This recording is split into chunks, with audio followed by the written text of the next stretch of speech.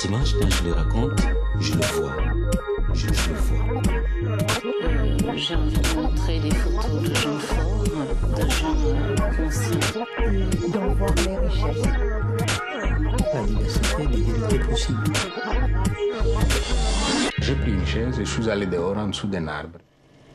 Ousmane Sy a travaillé plusieurs années comme agronome en milieu rural, puis auprès du Programme des Nations Unies pour le développement.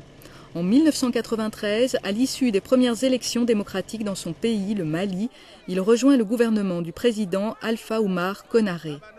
Pendant 10 ans, en tant que ministre de l'administration territoriale et des collectivités locales, il a mis en œuvre et accompagné la réforme de la décentralisation. Ce processus a abouti en 1999 à des élections communales sur l'ensemble du pays. La grande question de la crise de l'Afrique vient de la crise structurelle de l'État-nation post-colonial. Comme on le dit très souvent, cet État-nation post-colonial, il est trop loin des populations pour refléter vraiment les préoccupations et pouvoir agir au changement des populations. Il est trop petit pour compter dans le monde. Je suis convaincu qu'aujourd'hui, plus qu'hier, que les problèmes de l'Afrique, ce n'est pas la disponibilité des techniques, les techniques sont disponibles. Ce n'est pas les moyens, quoi qu'on dise, parce que je pense qu'il y a les moyens disponibles. Et quand on regarde depuis 50 ans, il y a beaucoup d'argent qui a été investi dans nos pays. Je suis convaincu que c'est des problèmes d'organisation, de la capacité des institutions à gérer les réalités dans lesquelles nous vivons. Et mon constat, c'est ça, c'est pour ça que j'ai sorti du profil technicien pour devenir un peu plus politique, et un politique qui s'intéresse à la relation entre la société et les institutions. Quel lien on peut faire entre les sociétés et les institutions? Parce qu'il y a toujours un décalage. Et je crois que le décalage chez nous est très très important. Et justement, donc vous vous êtes attaqué au chantier de la décentralisation et de la réforme institutionnelle. Concrètement, ça correspond à quoi, ça? Bon, ça correspond que nous avons hérité à l'indépendance d'États. Tous ces États qui ont eu leur mérite, qui ont conduit, les hommes politiques de l'époque ont lutté pour que nos pays accèdent à l'indépendance. Je crois que là où quelque chose ne s'est pas bien passé, c'est que quand les pays ont accédé à l'indépendance, on a continué l'État colonial juste en changeant la couleur déjà. Comme on dit, le colon blanc est parti, il a été remplacé par le colon noir. Et je crois que c'est là où il y a, en fait, c'est l'explication que je donne, c'est là où il y a eu quelque part une panne dans nos processus. Parce que nous sommes rentrés confortablement et nous sommes installés à la place du colonisateur blanc que nous avons remplacé sans interroger tout le dispositif qui a été mis en place. Et le premier dispositif, c'est l'administration. L'administration, après la colonisation, est restée une administration d'occupation.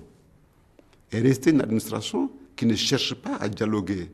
C'est une administration à laquelle on obéit sans poser de questions. C'est une administration qui vit de rente. Alors, je crois que c'est cette administration qu'il faut changer. Et tout le projet de décentralisation que nous avions formulé à l'époque, bon, on réfléchissait à l'époque, on cherchait, bien sûr, on était sur le terrain politique, on se battait, mais on n'imaginait pas qu'on allait avoir le pouvoir un jour et la possibilité de le mettre en œuvre. Nous ne voulions pas une décentralisation qui se résumait à quelques techniciens qui se mettaient dans leur bureau, qui simplement faisaient des textes, on fait des lois, souvent d'ailleurs des coupés-collés des lois des autres pays, et puis on fait voter les lois, et puis on les promulgue, et puis on dit, bon, la décentralisation est faite. Non, nous avons voulu aller parler avec les populations. Dès qu'on est rentré dans cette logique, il y a deux questions fondamentales qui sont venues, la question de la langue. Parce que bon, chez nous, comme dans beaucoup de pays africains, l'administration se fait dans une langue que la grande majorité des gens ne parlent pas. Donc, il fallait trouver les concepts pour pouvoir échanger avec les populations, pour déjà ne pas se mettre en marge des réalités du pays. Alors, dès que nous sommes rentrés dans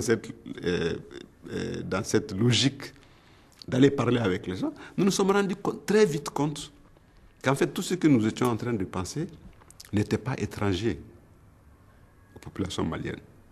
Et je vous assure, c'est avec une grande surprise que nous avons écouté dans les villages, les gens nous dire ce que vous êtes en train de proposer comme étant un changement, une réforme. En fait, c'est comme ça que nous vivions avant l'arrivée des colonisateurs. Bon, les temps ne sont plus les mêmes. Maintenant, il faut organiser des élections pour choisir les gens. On n'organisait pas les élections. Mais le principe de dire chacun s'administre là où il est, décide de son sort, en fait, c'est comme ça que le colonisateur a trouvé notre pays. C'est le colonisateur qui a amené la centralisation pour pouvoir, lui, mettre tout le monde ensemble et régner. Alors, dès que nous avons trouvé ce biais, nous n'étions plus en train de venir dire aux gens, nous venons vous apprendre quelque chose de nouveau que vous ne savez pas. Ce qui est très souvent l'attitude de beaucoup de cadres, de techniciens, d'intellectuels. Les populations sont ignorantes, on vient leur apprendre des choses. Nous sommes rentrés dans l'attitude de dire, vous connaissez la décentralisation, alors maintenant voyons ensemble qu'est-ce qu'il faut changer pour que ça serve notre pays. Cela a permis aux acteurs locaux de s'approprier cette réforme. Ce n'était plus la réforme de l'État, ni la réforme d'une administration. C'était devenu la réforme des populations qui s'étaient engagées. Bien sûr, nous avons eu beaucoup de difficultés avec l'administration. À un moment donné, on a dû même contourner l'administration. J'ai dû l'assumer politiquement, de créer des groupes, ce qu'on appelait des groupes d'études et de mobilisation, des citoyens libres, sans aucun chapeau administratif ou politique qui se réunissaient, qui débattaient et qui faisaient avancer leurs questions. Alors, ce qui a fait qu'à un moment donné au Mali, tout le monde était surpris. On était un petit noyau de 10 personnes, 10-15 personnes au plus. Mais dans chaque village du Mali où tu passais, tu trouvais des groupes de gens en train de débattre de la décentralisation. Chacun avec sa vision, chacun avec sa façon de comprendre. Mais un débat intense s'est installé dans le pays sur la question de la décentralisation.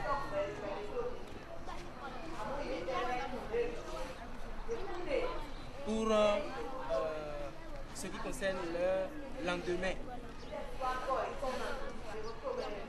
On s'est dit aussi, profitons de cette occasion de débat pour laisser les villages, à travers leurs représentants, discuter pour définir les critères selon lesquels ils allaient se regrouper pour constituer les communes.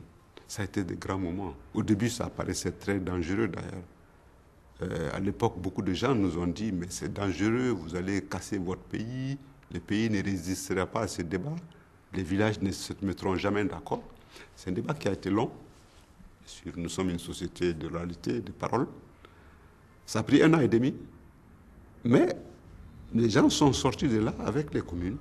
C'est ça qui a fait qu'au Mali, nous avons aujourd'hui 703 communes. Mais des communes pas créées par l'administration et imposées aux gens, des communes qui ont été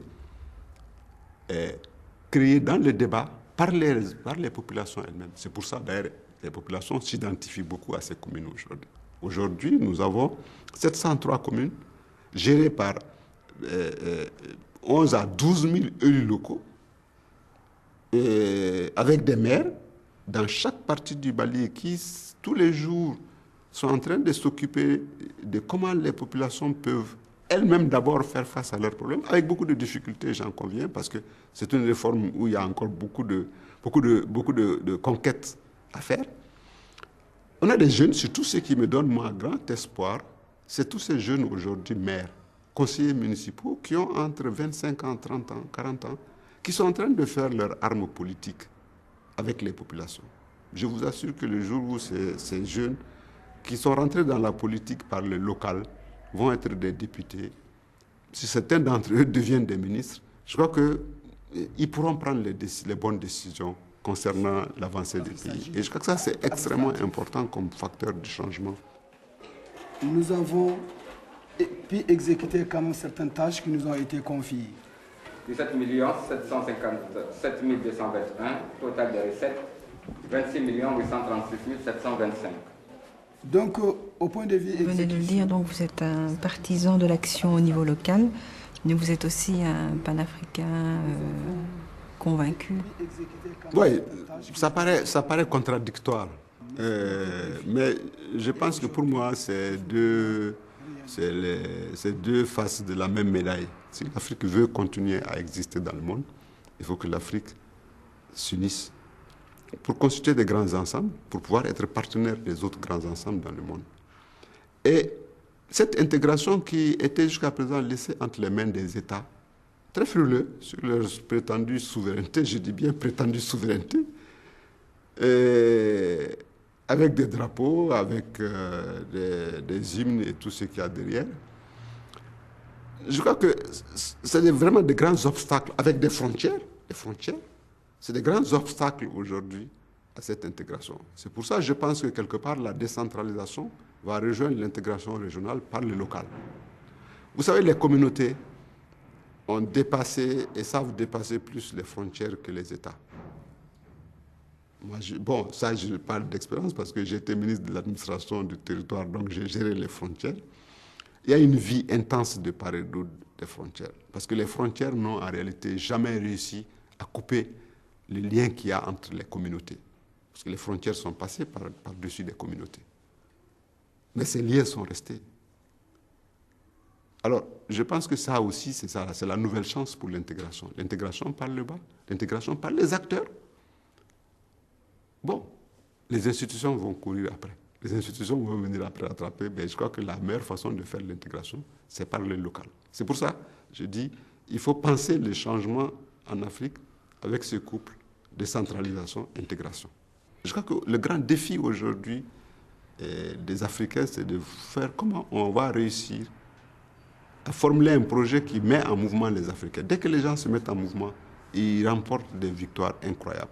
Mais c'est difficile de mettre les gens en mouvement tant qu'ils ne se sentent pas concernés par ce qu'on dit. Et c'est ça qui, aujourd'hui, interpelle le leadership africain. Comment mettre les sociétés africaines en mouvement vers le changement.